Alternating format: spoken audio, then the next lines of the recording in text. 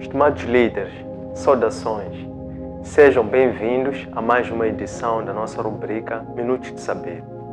Espaço este preferenciado em que semanalmente nós nos encontramos para juntos podermos refletir à luz de vivências, experiências que também contribuem para a renovação do nosso conhecimento, de forma a que juntos possamos crescer, possa haver uma construção coletiva e juntos possamos também caminhar para o mesmo destino, o mesmo horizonte, uma mesma direção. Temos como proposta de tema para a edição de hoje, vamos na rubrica número 50. Hoje nós vamos falar do papel da liderança na reconstrução de laços. Antes de nós entrarmos com profundidade para este tema de hoje, vamos recuar uma edição, a edição número 49, para nos lembrarmos do que é que nós tratamos. Nesta, nós falamos sobre a liderança e empoderamento das comunidades. A pergunta de pesquisa que nós formulamos neste tema, que induziu a toda a conversa que se desenrolou pela frente, era: qual é o papel do líder no empoderamento das comunidades? E nós, quando desenvolvemos ou procuramos trazer resposta a esta questão, nós partimos do pressuposto seguinte, que a família é também um negócio e que o negócio, por sua vez, é também uma família. Conquanto nós vimos como principais tópicos ou elementos que discutimos para compreendermos este tema. Primeiro nós vimos o papel do líder através da literacia financeira. De seguida nós vimos a questão de como é que o líder pode desenvolver a cultura empreendedora nas outras pessoas. O terceiro elemento que nós elencamos para compreender esta reflexão foi compreender de que forma é que os líderes conduzem as pessoas a partir das suas famílias na busca pelo conhecimento. Então foi sobre isto que nós vimos, e o quarto elemento que nós trouxemos é a questão dos hábitos prósperos ou hábitos de pessoas prósperas. Para o tema de hoje, rubrica número 50, cujo tema vai ser o papel da liderança na reconstrução de laços. Estamos aqui a querer, hipoteticamente, dizer que as pessoas, quanto mais vão crescendo em idade ou em número, elas vão, de uma forma demarcadamente objetiva, elas vão se distanciando umas das outras. Primeiro, fisicamente, por questões de expansão, oportunidades, crescimento, constituição de família. Então as pessoas vão se dispersando fisicamente. Mas muitas das vezes essa dispersão física é também acompanhada de uma desunião, em que as pessoas passam a não confraternizar, a não conviver e a poderem marcar posição relativamente às suas opiniões ou princípios próprios individuais. Isso cria uma grande desarmonia. Então queremos compreender por força disso, através do tema, o papel da liderança na reconstrução de laços. É sobre isso que nós queremos perceber. Qual é o papel do líder na reconstrução dos laços? Quando dizemos reconstrução, significa que os laços já estão lá. São laços de consanguinidade, são laços de irmandade, de confraternização, de vizinhança, de moçambicanidade, de comunidade. Então, esses laços já existem. Só o fato de nós existirmos como pessoas, estamos intrinsecamente ligadas umas às outras. Então, os laços já existem. Então, qual é o papel do líder na reconstrução desses mesmos laços? Para nós compreendermos bem este tema, vamos definir uma questão de partida, que essa questão vai suscitar ou vai nos dar uma luz sobre o que é que nós vamos querer explorar, quais são os terrenos que nós vamos querer galgar para compreender o tema de hoje. E a questão de pesquisa que nós vamos trazer para hoje é: qual é o papel do líder na reconstrução de relações harmoniosas na base do respeito. Respeito a quê? Respeito às diferenças. E para nós compreendermos este tema, nós vamos percorrer por 4 principais aspectos ou pontos que entendemos que emprestam uma explicação para este tema. O primeiro vai ser vermos a questão dos sistemas de crenças, valores, princípios. O segundo aspecto que nós vamos trazer é qual é o papel ou como é que o líder pode superar as diferenças. O terceiro aspecto vai ser a questão de conviver. E o quarto e último aspecto vai ser a unidade, como é que as pessoas podem se unir em função de um denominador comum, se preferirem. Então, é sobre estes aspectos que nós vamos ocupar-nos nos instantes seguintes, nesta rubrica Minuto do Saber, para compreendermos este tema que entendemos que é fundamental. Antes de nós entrarmos, vou aqui trazer um pensamento que foi formulado por um grande líder comunitário, um grande líder transformacional, um grande líder humanitário, chamado Martin Luther King. O que disse Martin Luther King? Disse muitas coisas, mas uma das muitas coisas interessantes que ele disse, há uma que é muito ligada a essa questão da construção de laços, na base da harmonia ou de laços harmoniosos. Ele diz o seguinte, que as pessoas se odeiam porque elas têm medo ou elas se temem. E por sua vez ele diz que as pessoas se temem umas às outras porque elas não se conhecem. E por fim ele diz que por consequência disso as pessoas não se conhecem porque elas não se comunicam. Elas não se falam umas às outras. Então nós queremos perceber como é que então o líder usa ou contorna essas adversidades que partem de uma falta de comunicação umas às outras, que depois faz com que as pessoas possam se conhecer. As pessoas se conhecem a partir da comunicação. E se as pessoas se conhecem, então eles já não têm por que se temer ou terem receio umas das outras. E por fim, se elas não têm receio, não se temem, não têm receio umas das outras, então elas nunca podem se odiar. Então, vamos passar então a compreender isso, começando pelo primeiro objetivo específico ponto, que é a questão do sistema de crenças, os valores ou os princípios. Quanto mais as pessoas evoluem em idade, em responsabilidades, formam as suas famílias, expandem, crescem, aparecem oportunidades, aquela busca pela vida, pelo sucesso, pelos sonhos, que é um olhar para frente. Muitas das vezes a tendência, as pessoas já andam para frente, mas esquecem-se de onde é que vem, esquecem a sua origem, esquecem o seu berço, esquecem o seu passado, esquecem para aquele destino para onde eles vão, de levarem também ou de irem junto com aquelas pessoas de onde eles vêm, de onde eles partem, que faz parte da sua identidade, faz parte da sua formação enquanto um homem. Foi de lá onde emergiram os primeiros nuances, foi lá onde foram construídos os valores, os princípios que te formam como uma pessoa.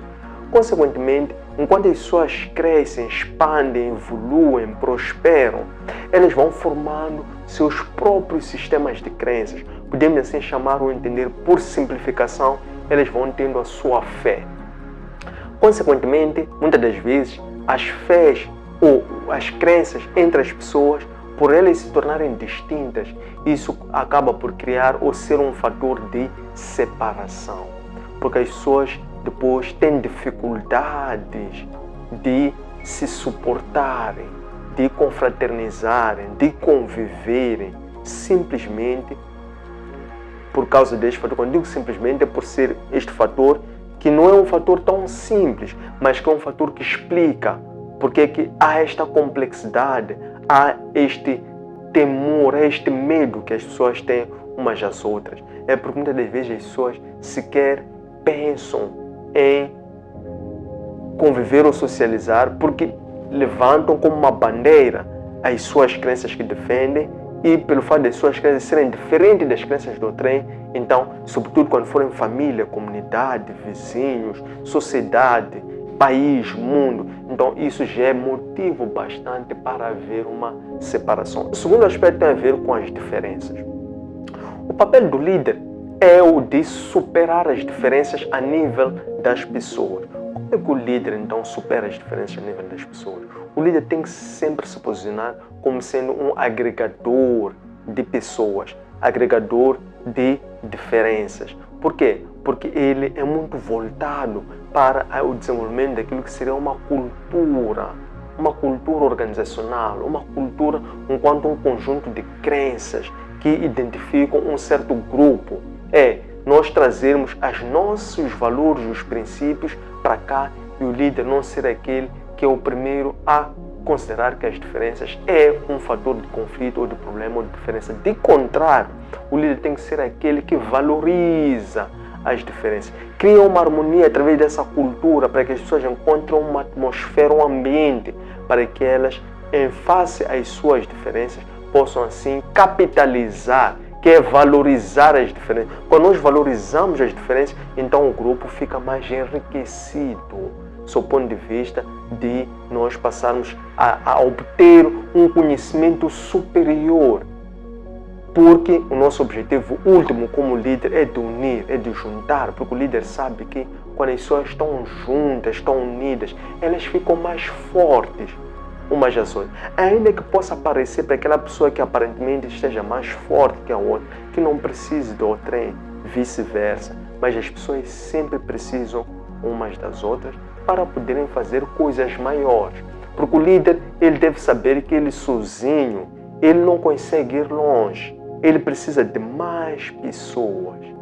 E depois o papel dele é o de despertar nessas pessoas as suas habilidades adormecidas, para que juntos, em conjunto, em grupo, possam conseguir ir muito além do que ele sozinho conseguiria chegar. O terceiro aspecto tem a ver com conviver. Conviver, nós queremos simplesmente dizer que é aquela disposição que nós temos de nos suportarmos uns aos outros, de nos ajustarmos uns aos outros, porque esse ajustamento resulta, primeiro, de nós termos a capacidade de nos suportarmos uns aos outros. O que significa suportar uns aos outros? Significa nós termos a coragem de partilharmos o mesmo ar que respiramos. Da mesma forma que nós todos, cada um respira onde está, e isso não causa problema, nem isso também causa estranheza. Então nós também devemos ter o gosto e a apetência de nos suportarmos uns aos outros. E esse suportar uns aos outros, nesta convivência, nesta sinergia, não é? Nós vamos ver quando nós convivemos, quando as pessoas se encontram, afinal elas descobrem que afinal elas não têm problemas, elas não têm conflito, elas simplesmente não se falavam. E não se falavam muitas das vezes porque não convivem. E não convivem porque elas não têm esta predisposição para se suportar umas às outras. Então, nós também sugerimos que esta aptidão de nós nos suportarmos, para que suportar uns aos outros possa daqui resultar esse ajustamento. O que vai ser o ajustamento? É que nós vamos nos emprestando uns aos outros aquilo que um tem de melhor para o outro, porque todas as pessoas têm algo para ensinar, para transmitir umas às outras. E por fim, nós queremos nos referir à questão da unidade. A unidade é fundamentalmente definirmos um padrão, um denominador comum que possa permitir com que haja uma orientação única, um caminho único. Não que seja um caminho que seja melhor, mas seja um caminho que seja o mais ajustado, o mais adequado em face a essa diversidade de crenças.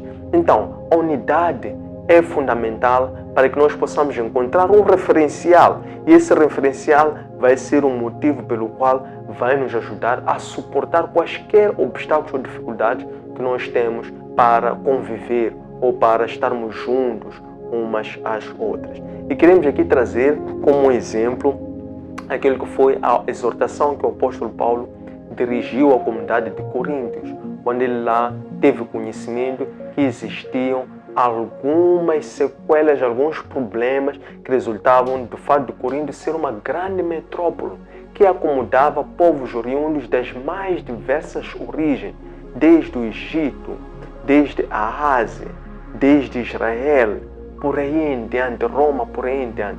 Eram pessoas que cada uma trazia as suas próprias culturas, os seus próprios hábitos. Então ali era um encontro de muitas tribos, de muitas crenças, e aquilo ameaçava a erosão do segredo do sucesso da igreja, que é a união.